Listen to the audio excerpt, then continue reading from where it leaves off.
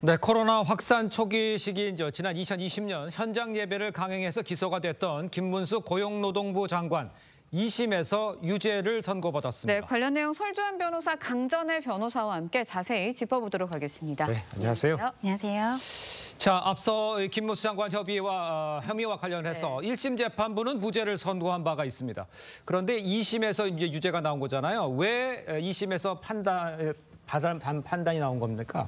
예, 일단은 김문수 지금 고용노동부 장관과 신도들이 한 교회에서 2020년 3월부터 4월 사이에 4번 대면 예배를 한 것에 대해서 감염병 예방법 위반으로서 기소가 됐던 사건입니다. 예. 당시에는 많이들 기억하시겠지만 집합금지 명령이 있었잖아요. 네네. 그런데 온라인 예배를 하지 않고 대면 예배를 했었던 것이고 당시에 김문수 장관 같은 경우에는 3회, 4번 중에서 3회 참석을 했다고 알려지고 있습니다.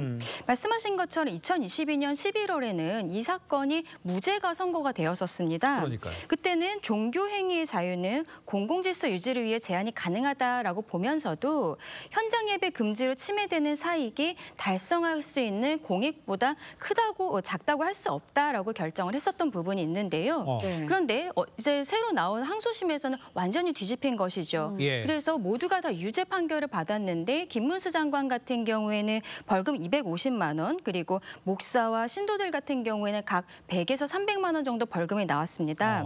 항소심에서 이렇게 뒤집히게 된 이유는요.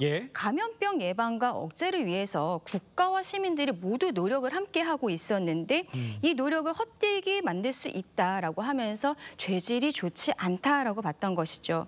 그리고 현장 예배 금지가 종교의 자유 침해라고 1심 판결에서는 보았었는데 이 부분도 좀 뒤집혔습니다. 왜냐하면은 온라인 예배라는 대안이 있다라고 항소심에서는 보게 된 것이죠. 그렇군요. 네, 알겠습니다. 근데 김문수 장관이 장관직에 지난달 30일에 취임을 했습니다. 그러니까 취임한 지 일주일도 되지 않아서 유죄가 선고가 된 거거든요. 장관직 계속해서 이행하는데 문제가 없을까요? 네, 결론적으로는 상관이 없습니다. 직을 유지하는 데 상관이 없고요. 왜 그러냐면 국가공무원법상의 어떤 공무원이 직을 상실하는 경우는 금고 이상의 형에 선고됐을 때만 되기 때문에 이번 사건과 같이 벌금형의 경우에는 직을 유지하는 데 전혀 상관이 없습니다. 그렇군요.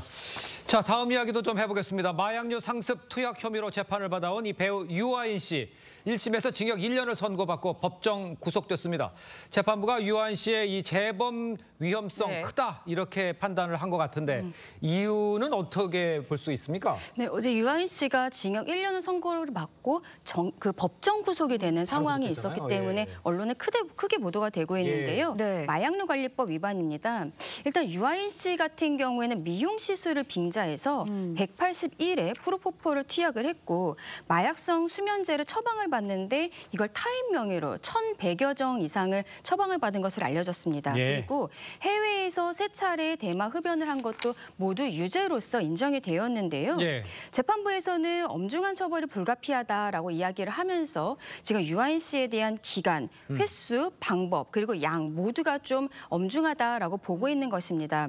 특히 2021년경부터 유아인 씨에게 의료진들이 이 프로포폴에 대한 의존도라든지 이런 것에 대해서 계속적으로 위험하다라는 경고를 했었다라고 해요. 그럼에도 불구하고 본인이 약물에 대한 의존도가 심각하기 때문에 재범의 위험성이 낮지 않다라고 보면서 어제 결국 법정 구속이 되었습니다. 그렇군요. 일단은 징역형이 내려졌습니다. 그러면서 재판부가 유아인 씨가 약물 의존성을 솔직하게 고백하고 극복하기 위해서 노력했다는 점 고려했다라고 밝혔는데 더 높은 처벌을 내릴 수도 있었다라는 취지인가요, 그러면? 그러니까 양형사유에서 판단이 됐을 것 같아요. 보통 양형사유에서 가장 중요하게 여기는 게 뭐냐면 이런 사건 같은 경우 마약 사건 같은 경우에 재범의 위험성입니다. 또다시 할 위험성에 대해서 상당히 어떻게 재판부에서 판단하느냐에 따라서 중형이 선고되기도 하고 아니면 형이 좀 감형되기도 하는데 저는 유아인 씨가 지금 본인이 어떤 이 약물 의존성에 대해서 본인이 마약을 하게 된 동기에 대해서 일단 인정을 하고 있는 부분이 재판부에게 일단 인정이 됐다는 것이고요. 그리고 앞으로 어떤 이런 것을 재범을 하지 않기 위해서 본인이 노력하고 있다는 것이 반영됐기 때문에 저는 감형 어느 정도 4년의 구형인데 1년의 징역형이 선고가 된 것으로 보입니다. 그러니까 솔직하게 의존성을 고백했다. 이 부분에 참작이 됐다 이렇게 지적을 해주신 것 같은데 그런데요. 이 재판부가 유아인 씨를 이 법정 구속한 이유를 보면요. 징역형을 선고했기 때문에 도주 우려가 있다. 이렇게 봤어요.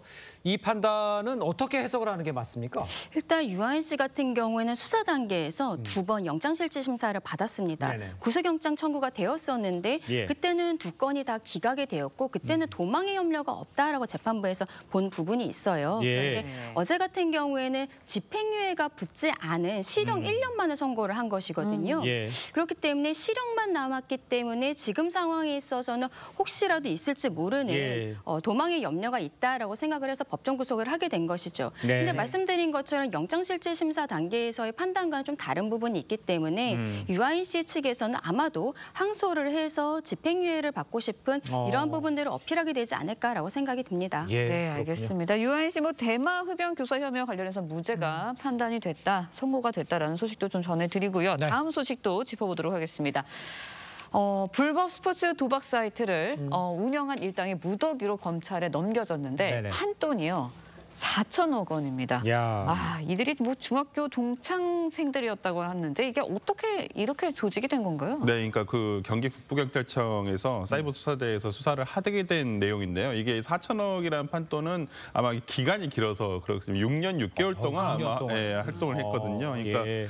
이번에 30대 총책 A씨를 포함해서 42명이 검거가 됐고요. 그중에서 12명을 구속 송치했다고 경찰에서 밝혔습니다. 특히나 이것이 상당히 충격적인 이유는 이게 핵심 조직원이 18명 정도가 있는데 대부분이 그 서울 소재 한 중학교 동창인 관계로 드러났습니다. 예. 근데 이 동창들이 서로 어떤 점조직 형태로 어떤 활동을 하면서 서로의 역할 분담조차도 알지 못하는 상태로 이것을 계속 지속했다는 것이고 그래요? 이들이 6년 6개월 동안 전국적으로 활동을 할 수 있었던 것은 한 3개월에 한 번씩 장소를 옮긴다든지 그다음에 검찰 수사를 피하기 위해서 IP를 어떤 돌린다든지 추적이 안 되도록 한다든지 여러 가지 지능적으로 범행한 것들이 이번에 이제 발각이 된 거고요. 네. 뭐 그 수익은 이제 한 106억 정도, 범죄 수익은 106억 정도로 추정이 돼서 이게 해당하는 것들 지금 이제 수사가 된 상태입니다. 알겠습니다. 네. 설 변호사님 지금 수익 얘기해 주셨는데 네. 106억 범죄 수익이 이렇게 좀 추정이 되고 있습니다. 그러니까 어떻게 이렇게 막대한 수익 창출이 가능했던 건지 또 이 범죄 수익 106억 네. 이걸 환수할 수는 있는지 사실 이게 좀 궁금해요. 6년이 넘는 기간 동안 이 범행을 유지할 수 있었던 것인데요. 일단은 대포 통장에 문제가 있습니다. 그 지인들로부터 통장을 만들면서 한 달에 100만 원씩 지급을 했어요. 예. 그래서 그러한 대포 통장을 사용한 것. 그리고 사무실이 전국적으로 12개 정도가 있었는데 이 사무실을 3개월마다 이전을 하는 치밀함을 보였던 것이죠. 네. 그리고 가상 계좌를 쓴다든지 IP를 우회한다든지 이런 것들을 사용하면서 어떤 수사를 따돌리는 모습들을 보였기 때문에 6년이 넘는 기간 동안 범행을 이어올 수 있었던 것으로 보입니다. 그 지금 수익이 한 106억 정도로 현재는 알려져 있는데요. 네네. 일단은 검거를 하는 과정에서 차량에서 현금을 2억 2천만 원 정도를 찾았다라고 해요. 예. 네, 그리고 예. 수사기관에서 지금 그 관련 피의자들의 재산을 처분 금지를 해놨는데요. 네네. 69억 원 정도에 대해서 기소정 추진 보전을 지금 해놓은 상황입니다. 아, 그렇군요. 네, 그리고 예. 수사기관에서는 앞으로도 남은 부분에 대해 더 수사를 하면서 은닉되어 있는 재산들도 다 찾아내겠다라는 의지를 보이고 있습니다. 네. 그렇군요. 그런데요, 이들이 텔레그램을 통해서 회원들의 연락처를 샀다고 합니다. 네. 그럼 요즘에 텔레그램 범죄 악용되는 사례가 굉장히 늘고 있거든요. 근데 텔레그램은 사실 뭐 서버가 어디 있는지도 잘 모르겠고 수사도 좀 어렵다고 알려져 있는데 미리 막을 방법은 없는 건가요?